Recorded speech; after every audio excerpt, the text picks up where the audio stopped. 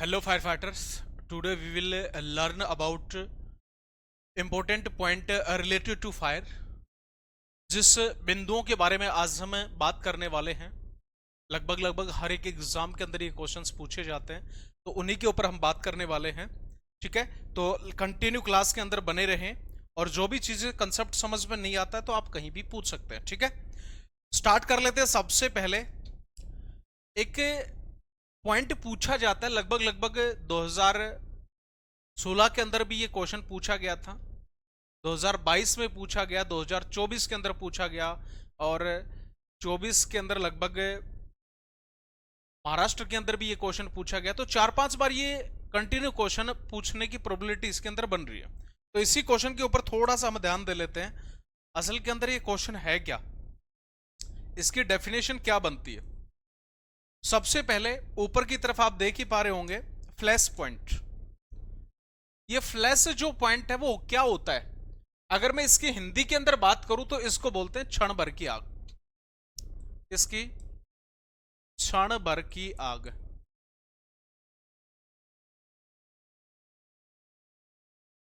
क्षण भर की आग, इस वर्ड से ही मेरे हिसाब से आप सभी को क्लियर हो चुका होगा। क्षण भर की आग कुछ समय की, कुछ सेकंडों की जो फायर होती है उसको हम किस नाम से जानते हैं, उसे फ्लैश पॉइंट के नाम से जानने का काम।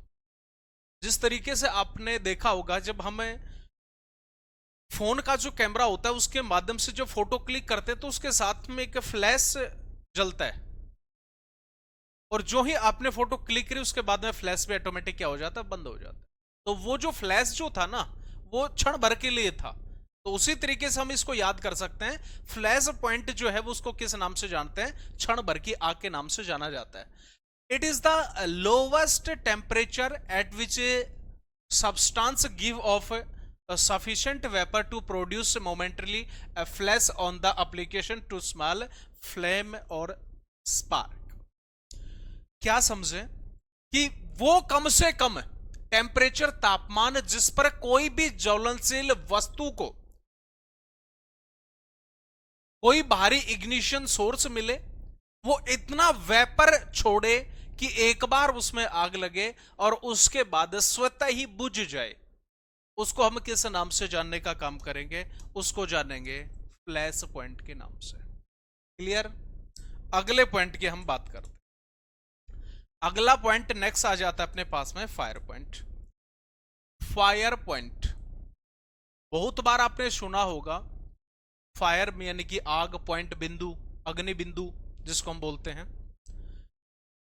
It is the lowest temperature at which the heat from the combustion of a burning vapor is capable of producing sufficient vapor to enable the combustion to continue once ignited। वो कम से कम temperature, तापमान जिस पर कोई भी ज्वलनशील वस्तु इतनी कम मात्रा में वेपर छोड़े कि कोई उसको बाहरी इग्निशन सोर्स मिले, एक बार उसमें आग लगे और उसमें कंटिन्यू लगातार आग लगती रहे, उसको हम किस नाम से जानने का काम करते हैं, उसको हम जानेंगे फायर पॉइंट के नाम से। क्लियर। दोनों के अंदर फर्क महसूस हुआ।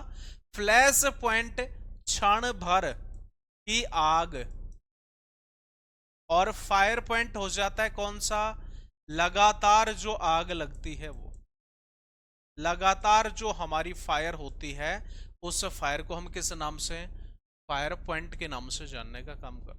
क्लियर है। अगले पॉइंट की तरफ हम बात करते हैं। अगला क्वेश्चन आ जाता है lower explosive limit. Lower explosive limit जिसको हम LEL के नाम से भी जानने का काम करते हैं। इस कंसेप्ट को समझना बहुत ही अच्छे तरीके से, बहुत इंपॉर्टेंट चीज है ये। इसकी पहले मैं डेफिनेशन देख लेता हूं। The minimum concentration of particular combustible gas, कम से कम सांद्रता किसकी, एक कंबस्टेबल गैस की, और vapour necessary to support this combustion, जिसके लिए वेपर जो है वो क्या है, बहुत ही अति आवश्यक है जलाने के लिए। In air is define lower explosive limit, यानी कि अगर मैं इसके बारे में बात करूं, हवा प्लस में ज्वलनशील, हवा प्लस में ज्वलनशील गैस की कम से कम सांद्रता, कम से कम सांद्रता क्या कहलाती है, उसको बोलेंगे हम LEL। क्या कंसेप्ट समझने आपने, इसके अंदर सबसे अच्छी चीज जो आ जाती है ना अपने पास में, आपने बहुत बार देखा होगा, LEL और UL दोनों कंसेप्ट क्लियर होंगे। जब हमें बहुत बार गैस का जो चूल्हा होता है उसको जलाते हैं ना, कई बार तो पूरा ऑन करने के बाद भी अगर हम उसको इग्नाइट करते हैं तो नहीं जलता, और कई बार ऑन करने के साथ में तुरंत हमने लाइट दिखाई, जलना स्टार्ट हो जाता है। बहुत बार गैस कम मिलती है फिर भी इग्नाइट करने की कोशिश करते हैं तो भी नहीं जलता। तो इसका रीजन क्या है, सबसे बड़ा इसका रीजन यही है कि जब किसी भी स्थान के ऊपर आग जो लगती है ना, आग जो लगती है वो किसके साथ में, एक तो हवा प्लस के अंदर जो भी फ्लेमेबल गैस है, या बोल सकते हैं ज्वलनशील गैस, ज्वलनशील कोई गैस होगी, इन दोनों का कॉम्बिनेशन होगा और उस कॉम्बिनेशन के अंदर ही वो आग लगेगी, और वो कॉम्बिनेशन मिनिमम यानी कि कम से कम होगा। और ये किसी भी गैस का एक फिक्स निश्चित निर्धारित होता है ये डाटा, जिसको हम किस नाम से, LEL के नाम से जानने का काम करते हैं। एग्जाम्पल के तौर पे मैं बात करूं, जैसे किसी गैस का LEL यानी कि 4% है, 4% से नीचे अगर वो 3% भी गैस का लीकेज हो जाती है और उसको एयर हवा मिलती है, चाहे आप उसको कितना भी जलाएं या इग्नाइट करें, उसके अंदर आग जो है वो नहीं लगेगी। और उसका रीजन क्या है, LEL, यानी कि वो एक फिक्स है, निश्चित निर्धारित है। LEL जो गैस का निश्चित हो गया, उससे अगर नीचे आ जाती है गैस, चाहे आप उसको कितना भी एयर दे करके और इग्नाइट कर लो, वो नहीं जलेगी। तो उस पॉइंट को हम किस नाम से जानने का काम करते हैं, LEL के नाम से जानते हैं। ये तो था एक सिंपल सी लैंग्वेज में, क्लियर है, यानी कि कम से कम उस गैस का कंसंट्रेशन हवा के साथ में। अगला आ जाता है UEL, जिसको अपर एक्सप्लोसिव लिमिट के नाम से जानते हैं। बहुत बार गैस का लीकेज हुआ, या हम बोल सकते हैं कोई सिलेंडर लीकेज हो गया, ठीक है, गैस का लीकेज हो गया और गैस हुआ सिलेंडर पूरा, सिलेंडर लीकेज हो गया, उस गैस को हवा एयर भी मिली, हमने इग्नाइट भी कर दिया, लेकिन उसके बाद में भी जो आग है वो नहीं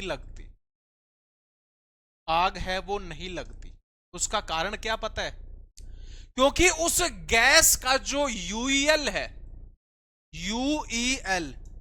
अगर वो गैस UEL से ज्यादा लीकेज हो जाती है तो भी, चाहे उसको कितनी हवा मिले, चाहे उसको कितनी भी आप इग्नाइट करें, तो भी उसके अंदर आग नहीं लगेगी। तो आग जो लगती है ना, वो फिक्स एक रेंज के अंदर आग पकड़ती है, या एक रेंज के अंदर आग उसमें कंटिन्यू लगती है। फॉर एग्जाम्पल, जैसे कोई भी गैस है, उसका मैं UEL की मैं बात कर लूं तो हो जाता है 75, ये 75% हो गया। अगर इससे 78% भी वो उस गैस का लीकेज हो जाता है, चाहे उसको आप कितना भी इग्नाइट कर लो, वो आग नहीं पकड़ेगा। तो यानी कि उस गैस का जलने का अधिकतम जो मान है, उससे ऊपर भी गैस को चाहे कितना इग्नाइट करो, आग नहीं पकड़। क्लियर है? एग्जाम्पल के तौर पे मैं समझ लेता हूं, जैसे ये किसी भी गैस का एक LEL हो गया और ये हो जाता है UEL, ये हो गया 4%, ये हो जाता है 74%। अगर 4% से नीचे गैस का लीकेज हो जाता है तो भी आग नहीं लगेगी, उसको बोलेंगे LEL। अगर 74% से ऊपर गैस का लीकेज हो जाता है, कंसंट्रेशन होता है एयर के साथ में, तो भी वो आग नहीं पकड़ेगा। तो ये जो आग पकड़ रहा है वो किस रेंज के अंदर पकड़ेगा, ये हम कैलकुलेट करते हैं किसके माध्यम से, इसके माध्यम से। LEL minus UEL। अगर इसमें से 74 में से 4% में घटाऊं तो कितना हुआ, 70%। ये आ जाती है फ्लेमेबल रेंज, या बोल सकते हैं इन दोनों का बीच को घटाने के बाद में जो रेंज निकलती है ना, इसको बोलते हैं फ्लेमेबल। इसी रेंज के अंदर कोई भी गैस जलेगी, ना तो 4% से नीचे गैस का लीकेज हो तो जलेगी, और ना ही 74 से ऊपर होगा तो नहीं जलेगी। अगर यहां से इसके नीचे हो भी जाता है तो इसको बोलते हैं टू लीन, इसको बोलते हैं टू लीन, और इसके अधिक हो जाता है तो इसको बोलेंगे टू रिच। इसको क्या बोल देंगे, टू रीच के नाम से जानने का काम करें। तो ये कंसेप्ट था थोड़ा सा LEL और UEL का, मोस्ट इंपोर्टेंट पॉइंट है। अभी थोड़ा सा इनको ध्यान से देखें, फिर मिलते हैं नेक्स्ट क्लास के अंदर। तब तक के लिए जय हिंद, जय भारत।